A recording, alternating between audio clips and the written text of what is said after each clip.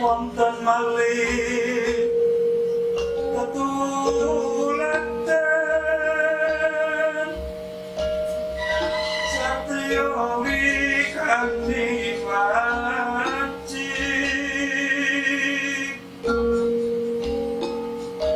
katirisan tenan jaya nalikane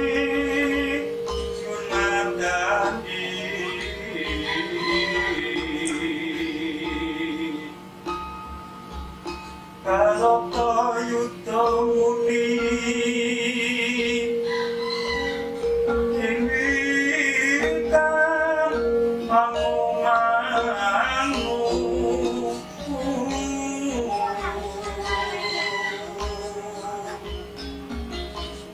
dene tomong sumira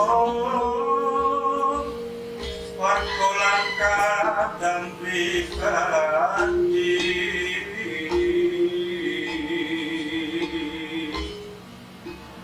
kata nabi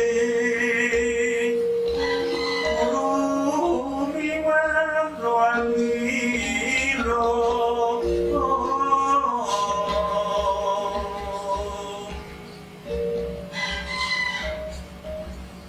siang ini rencana akan membahas tentang Semar dalam pewayangan sebagai dewa. Semar mungkin juga ada tentang Pamongko Nusantara, dan juga mungkin Semar yang katanya itu pernah turun sama Majapahit menjelma menjadi Sabdo Palon. Nah ini mungkin dari bapak-bapak dari Pak Dara, Pak Benny dan Haryo. Pak Haryo ini mungkin bisa menjelaskan tentang siapa itu sosok Semar. Monggo dari Pak Dalang ini. Matur nuwun Mas Desi, Mas Dokter, manusia, kadang prosedur dan mata pun satu paling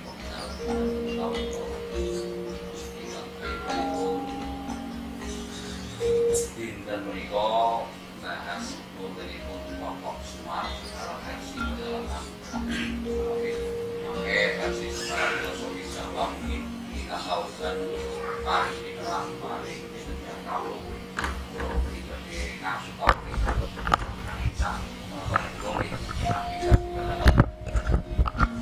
Semar itu salah satu dari tokoh dalam salah satu dari tokoh dalam pewayangan yang mana dalam hal ini Semar adalah seorang Sulokawan, juga bermaksud Dewa Kejawantah. Dalam arti Kejawantah seorang dewa yang diturunkan dari Kayangan untuk ngomong dalam arti mengasuh sesuai dengan keinginan Sang Hyang Wisnu pada waktu itu.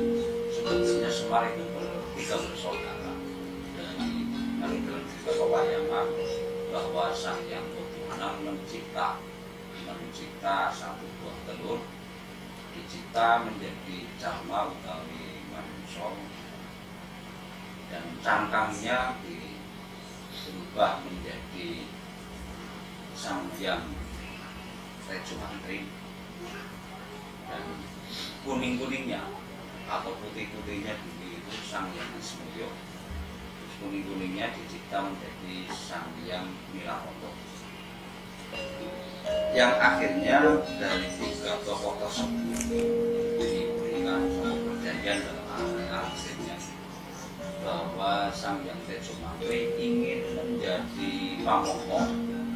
Dalam hal ini yang ditong itu tokoh yang berbagi dalam arti yang sugih, yang kaya raya, kaya jabatan dan sebagainya.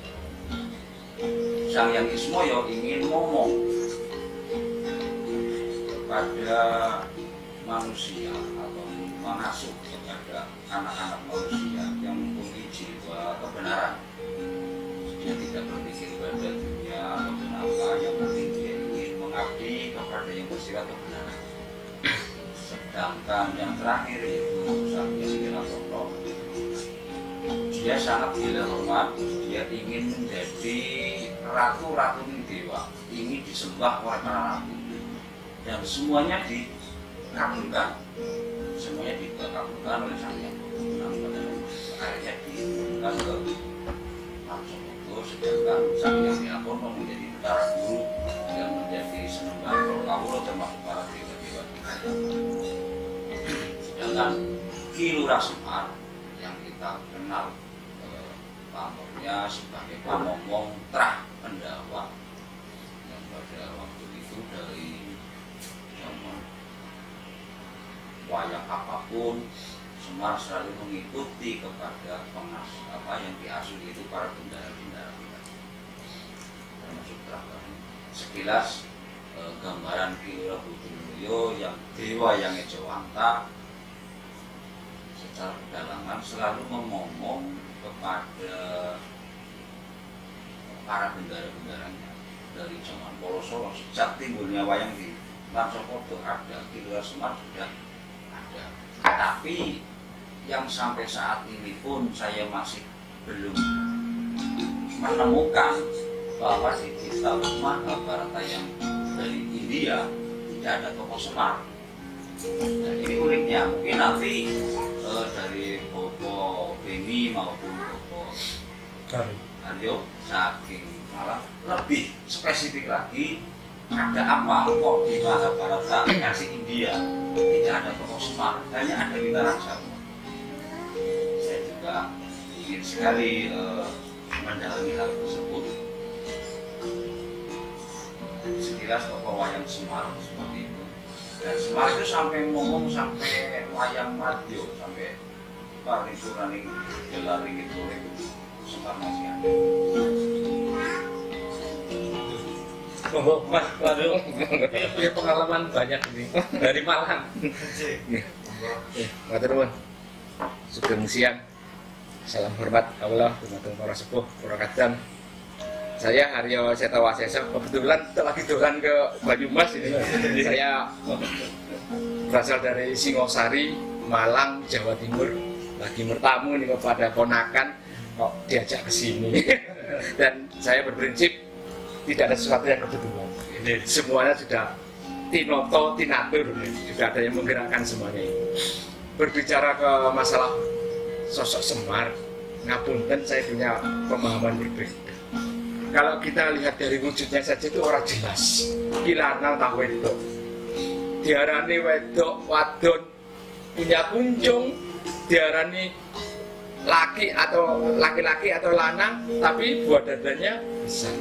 Nah, saya memahami ini adalah sebagai suatu bentuk bahwa itulah sejatinya urip, bahwa Semar itu sejatinya urip. Wong urip orang lanang orang wadon. Itu pemahaman saya. Jadi di dalam hal ini saya lebih mengarah ke dalam sebetulnya. Saya sering ngomong sama anak-anak saya bahwa yang disebut dengan lanang wadon itu fisikmu. Ning jeromu Semar, orang lanang, orang wadon. Jadi kalau orang secara awam mengatakan kalau nyawa ini sudah keluar, ini lanang apa wadon? Padahal fisik kita laki-laki, fisik kita perempuan. Tapi kalau ini sudah keluar, ini lanang apa wadon? Orang jelas. Karena sebetulnya itu yang tidak punya jenis kelamin. Nah, pamomong, sebetulnya saya lebih mengarah pada diri sendiri. Semar ada dalam setiap diri manusia. Itu pemahaman saya. Yang ngomong dari sisi yang kebaikan, ya. Bahkan saya mengatakan juga ngomong dari sisi keburukan. Jadi sifat baik dan buruk ini dimong oleh yang namanya semar. Nanti mungkin kalau Benny lebih bisa menjelaskan lebih dalam ini. Itu hanya saya lakukan, istilahnya saya hanya menyampaikan secara dasar, karena kadang-kadang anak muda ini kalau dia, maka wayang itu dipakai sebagai media untuk menyampaikan kebersihan pengertian saya, sehingga apa yang ada dalam cerita wayang itu berubah, esensinya menjadi bernapaskan Islam. Nah dari sinilah yang saya pahami atau dari penelitian itu muncullah sosok pamomong ini. Kemudian ada disambung dengan catatan atau tulisan serat Gadolojo ya. Darmo Gandul Gadolojo itu yang kemudian mewujudkan dengan yang menjadikan sebutkan tadi sebagai sosok Sabdo Palon Noyo Genggong Pamomong Tanah Jawa. Nah dari sini jelas bahwa pengertian Jawa itu bukan pulau ya. Pengertian bahwa Jawa itu bukan pulau. Jadi yang ngomong Jawa itu bener, kalau menurut saya bener, kebenaran yang hakiki itu Jawa. Jadi yang ngomong kebenaran yang hakiki itu adalah yang Semar. Nah, siapa yang Semar itu dalam diri kita? Secara sederhana saya menyebutkannya seperti itu. Yang ada dalam diri kita itulah yang disebut dengan Semar. Karena serba samar, tidak ada yang nampak dengan kasat mata, tapi serba samar. Nah, dari pemahaman kami ini saya justru banyak merenung dalam arti mencari Semar sing nang jroning awakku iki manggone ngendi. Maka banyak ajaran Jawa mungkin Romo Benny yang bisa menjelaskan. Goleti sejati ning urip. Goleti urip kang sejati. Itu kan ajaran-ajaran Jawa. Sejati ning urip dengan urip kang sejati itu berbeda. Sangat berbeda. Sehingga kalau seseorang sudah mampu mendapatkan itu, maka saya menyebutkan itulah tingkat spiritual tertinggi di Jawa, yaitu kesadaran. Manusia Jawa yang sudah menemukan Semar di dalam dirinya, dia akan mendapatkan kesadaran. Nah, kesadaran ini maka dia tidak akan pernah menyalahkan orang lain. Nah, wong sadar kok, ya nggak bisa mengatakan itu benar, itu salah, nggak bisa. Karena benar dan salah itu kan dari sudut pandang masing-masing. Nah, Semar inilah yang ngomong itu di dalam diri kita untuk mencapai satu kesadaran bahwa urip sejati ning urip kang sejati. Kalau sederhana, kalau saya putus paling sederhana, suwung ora ana apa-apa. Gung liwang lewung kalau bahasanya Pak Dalang. Sebetulnya urip itu ora ana apa-apa. Tidak bisa kita mengatakan itu A, itu B, itu kan hanya dari sudut pandang. Setelah semua itu tidak ada. Satu contoh, di dalam hidup ini orang mengatakan iki awan, iki bengi. Mergo apa? Mergo padang, mergo peteng, jal, wong picek. Orang yang tidak bisa melihat bisa nggak membedakan antara ini siang, ini malam? Nggak bisa. Bagi saya awan bengi itu nggak ada.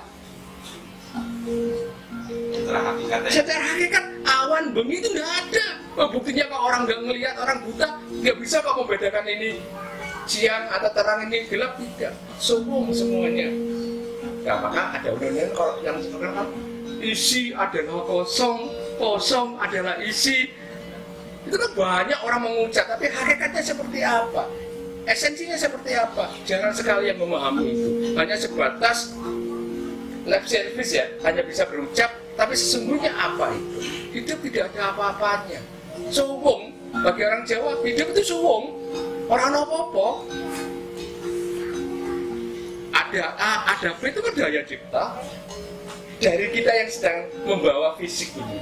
Nah, sedangkan Semar sendiri samar ya, samar tidak bisa diwujudkan. Semar bagi saya tidak bisa diwujudkan. Sama dengan bahasanya begini, kalau kita bicara Gusti, nggak bisa dijangkau dengan akal. Gusti tan kino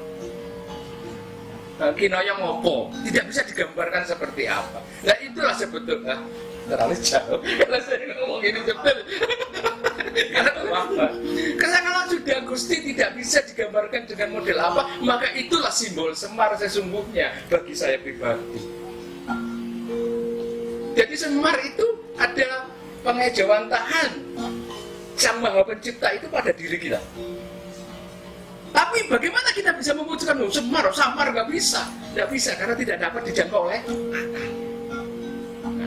Kehebatan orang Jawa sebelum yang disebut agama apapun masuk ke tanah Jawa ini, wis ketemu Gusti ini, sudah tahu tentang Tuhan, sudah bahkan secara umum bisa dikatakan sudah mengerti tentang ketuhanan.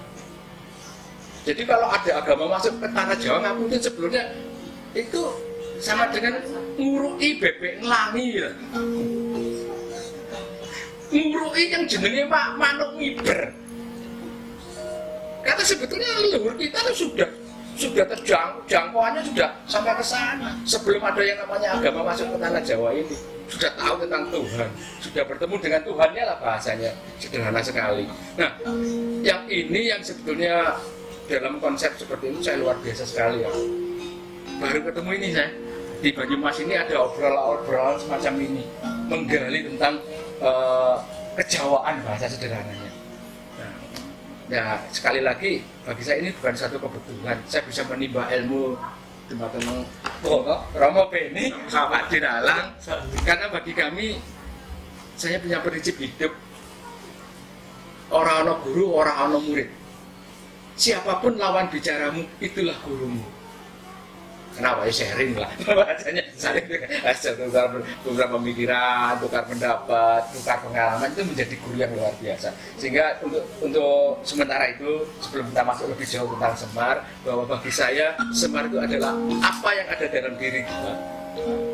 Sing ngomong, sing ngertoro, iku salah, iku bener, iku api, iku wolo, pasti begini. Contoh itu, jadi sederhana aja. Kita mau mencuri, pasti di dalam ada yang mengatakan itu orang api, itu wongmu. Nah terus siapa itu yang bicara? Nah itulah yang saya temukan secara pribadi. Itulah yang ngomong saya. Yang ngomong saya kemudian di dalam bentuk wujud di pewayangan diwujudkan dengan sosok Semar. Tapi dalam hal ini tokoh Semar adalah yang digambarkan dalam wayang hanya sebagai gambaran, hanya sebagai gambaran tokoh hanya digambarkan tokoh. Padahal sejatinya tokoh tersebut dalam hal ini kalau pendapat dengan bahwa Semar itu dalam diri kita masing-masing, yang ngomong diri kita masing-masing, berarti tokoh Semar yang ada kan hanya sebagai simbol mawon. Jadi kalau mungkin kita mengenal yang namanya Brahma, Wisnu, Siwa, itu kan hanya sebuah simbol saja. Demikian juga di dalam pewayangan, bahwa apa yang dalam diri kita itu ketika disimbolkan, nah terciptalah bentuk seperti itu. Orang bisa diharani. Ngapain? Gitu. Nambahin. Kalau dalam sudut pakem atau pengertian tutur tidulane dari leluhur yang saya pahami, Semar itu memang satu esensi daripada sebuah kehidupan atau pribadinya orang Jawa. Kapribadinya orang Jawa itu disimbolkan konsepnya itu salah satunya Semar, salah satu. Karena pada saat bicara wiji tadi, ndok kalau orang bilang ndok, itu berbicara tentang esensi yang diciptakan sama Yang Maha Kuasa. Jadi kan tadi bicara Sang Hyang Padha. Pengertian Sang yang Maha Kuasa dalam menciptakan, karena Sang Hyang Maha Kuasa itu sendiri sebenarnya kan wiji kawitan, uruaning wiji kawitan, ananing anak itu kan istilahnya. Nah kemudian dia memunculkan satu penciptaan di dalam kehidupan semesta ini. Muncullah kepribadian hidup, semesta alam, jagat raya, kemudian suasana kehidupan yang nantinya menjadi konsep ruang waktu dan zaman, isinya, dan makhluk hidup. Nah, sebenarnya tiga esensi ini muncul di dalam satu konsep kepribadian manusia secara umum. Tetapi ini yang dipahami orang Jawa dengan konsep Semar. Semar samar menika anggen kita dereng mangertosi pribadi kita sendiri, maka jadi samar. Tapi pada saat kita sudah paham tentang pribadi kita sendiri, sesungguhnya semar itu nggak samar. Dan ini simbol. Kenapa yang namanya Tejomoyo, tokoh itu dalam cerita sastra itu dikatakan Muntal Jagat, ya kan? Terus sampai sampai mulutnya robek. Itu simbolnya awakmu wani Muntal Jagat, meruih isining jagat, lebu jroning awakmu, opo kang ono omongan opo anane. Itu bicara kejujuran. Jadi kita hidup ini sesungguhnya kan tentang jagat, melihat, mendengar, semua itu masuk di sini. Yang diminum, yang dimakan, yang dihirup, semua masuk di badan. Kita itu sebenarnya kalau dalam konsep sastra itu kita jagat itu kita alam itu kita masukkan dalam diri kita. Dan kalau kita sudah mau memasukkan segala sesuatu dalam diri kita, maka apa yang kita pahami katakan apa adanya. Panas ya panas, adem ya adem, putih ya putih. Nah ini simbolnya itu adalah konsep Tejo Mantri atau tokoh. Makanya dia harus mengatakan kepada hal yang tidak baik. Yang tidak baik ini sombong, kalau dirinya paling hebat, paling tahu, maka kita harus berani secara jujur mengatakan kamu tuh nggak bener loh, kamu jangan seperti ini loh. Makanya simbol tokoh selalu ngomong kepada hal-hal keburukan atau ratu-ratu buto dan sebagainya. Lah kalau bicara Semar itu bicara tentang laku kehidupan. Makanya Muntal Jagat gembul. Simbolisnya itu siramu wis gelem Muntal Jagat, memahami seluruh isi alam semesta, abot enteng lakono. Istilahnya orang itu mau berat mau tidak ya jalanin, karena itu udah konsekuensimu dan tanggung jawabmu di dalam dharma. Ini konsep Semar. Itu tadi konsep tokoh. Terus konsepnya Betara Guru atau Jagat Nata itu berbicara tentang pambudi. Pembudi itu adalah cita rasa, pertimbangan. Sukma yang memahami harus bertimbang pada yang namanya pengetahuan kawitan yang disebut Pak Ugani Gusti Nang Jroning Rasa. Pertimbangan pambudi cipta rasa itu dipertimbangkan sehingga keputusannya harus disesuaikan dengan